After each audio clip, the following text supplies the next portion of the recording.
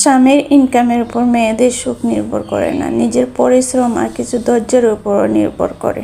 আপনি যদি ধৈর্য ধরে একটা সংসার চালাতে পারেন, সুখ আপনার বেশি দূরে নয়। আর সুখী হতে বেশি কিছু লাগে না, সুন্দরভাবে বেঁচে থাকার নামই সুখ।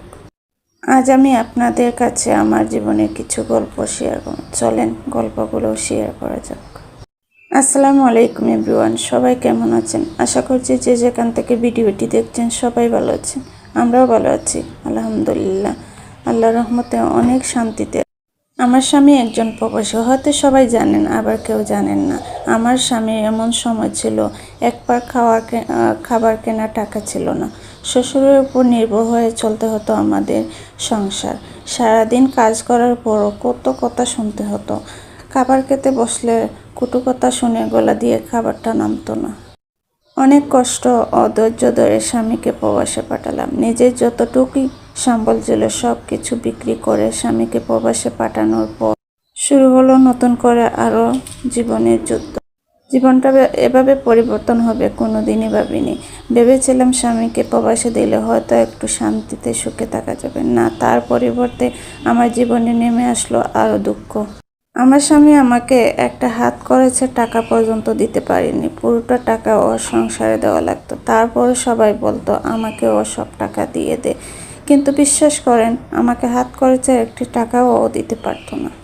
অনেক কষ্ট করে বাবার বাড়ি থেকে নিয়ে আমি সংসারটা চালাই। আমার মেয়ের খরচ, আমার খরচ, দুজনের খরচ অনেক কষ্ট করে চালিয়েছি।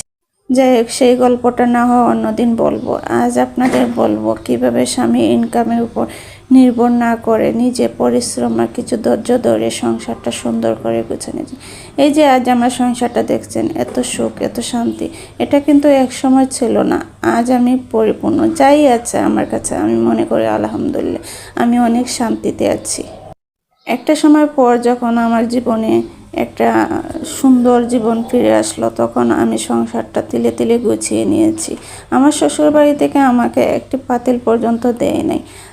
আমার স্বামীর মাত্র অল্প ইনকাম, তাও আমার শ্বশুরবাড়ি অর্ধেক আর আমার নিজেকে অর্ধেক দেওয়া লাগতো। ওর নিজের খরচ আছে, তাই দিয়ে চলতে হতো আমাদের সংসারটা। কিন্তু একটা সময় আমি ভেবে দেখলাম এভাবে আর চলা যাচ্ছে না।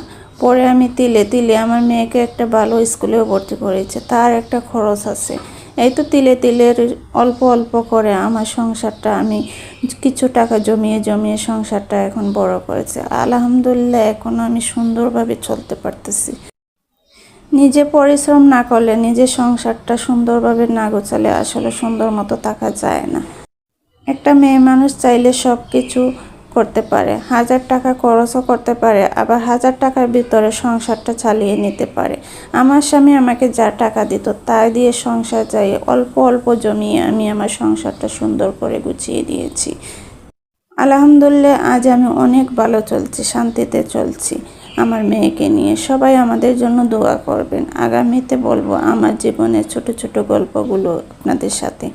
আর আমার এই গল্পগুলো শুনতে চাইলে অবশ্যই আমার চ্যানেলটি সাবস্ক্রাইব করে সাথে থাকবেন, আর অবশ্যই শেয়ার দিয়ে দিবেন। ধন্যবাদ সবাইকে। আল্লাহ হাফিজ।